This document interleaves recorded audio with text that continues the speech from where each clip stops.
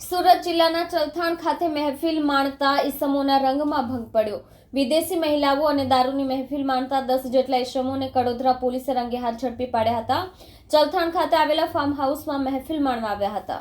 સુરત જિલ્લાના ચલથાણ ગામમાં એક ફાર્મ હાઉસમાં મોડી રાત્રે રેવ પાર્ટી ચાલી રહી હોવાની બાતમી મળતા કડોદરા પોલીસે દરોડા પાડ્યા હતા। આ દરોડામાં પોલીસે વિદેશી મહિલાઓ અને દારૂની મહેફિલ માણતા 9 લોકોને રંગે હાથ ઝડપી પાડ્યા હતા। ઝડપાયેલા આરોપીઓમાં ભાવનગર, અમરેલી અને સુરતના લોકોનો સમાવેશ થાય છે। મળતી માહિતી અનુસાર સુરતના ચલથાણ ખાતે વિદેશી મહિલાઓ અને દારૂની મહેફિલ માણતા 9 ઈસમોના રંગમાં ભંગ પડ્યો હતો। પોલીસે રેડ કરીને ઝડપી પાડ્યા હતા। પોલીસે ફાર્મ હાઉસમાંથી વિદેશી દારૂની બોટલો, મોંઘી કાર અને અન્ય વાંધાજનક વસ્તુઓ જપ્ત કરી હતી। પોલીસની પ્રાથમિક તપાસમાં જાણવા મળ્યું છે કે આ લોકો છેલ્લા ઘણા સમયથી આ ફાર્મ હાઉસમાં આવી રેવ પાર્ટીઓનું આયોજન કરતા હતા।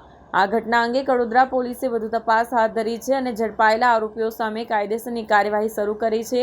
આ રેવ પાર્ટીમાં અન્ય લોકોની સંડોવણી છે કે કેમ તે અંગે પણ પોલીસ તપાસ કરી રહી છે।